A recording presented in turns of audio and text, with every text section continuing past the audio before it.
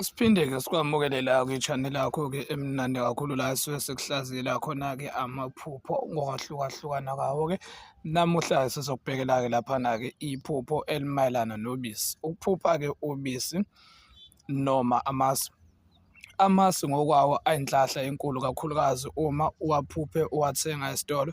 Lokho kusho ukuthi izinto zakho sezisondele ukuthi ufinyelele noma kukhona ukukhanya okuzovela mayelana nemali-ke. Uma uphupha usenga inkomo ukuthi uzothola lokho kusho ukuthi uzothola umnotho wakho kanzima, uzosebenza ngaphambi kokuba uwuthole umcebo wakho kuqala. Kodwa uma uphupha uphuza ubisi kusho ukuthi kukhona into enhle ekhanyayo ozoyizwa noma uNkulunkulu uhlanza zonke izono zakho. Khumbula ukuthi iBhayibheli kuthiwa ubisi luyi-nature, luyimvelo. Siphinde lana sibhekela ukuchitheka kobisi. Lokho kubika izinkinga ezikhona ozobhekana nazo futhi ngeke wenze lutho ngoba sekuhlosiwe lokho okuhloswe isitha noma umuntu ozokwenza ungene ezinkingeni ozobhekana nazo-ke. Lokho kusuke kukuvezela ukuthi kunomuntu olwisana nawe endleleni yakho yempilo.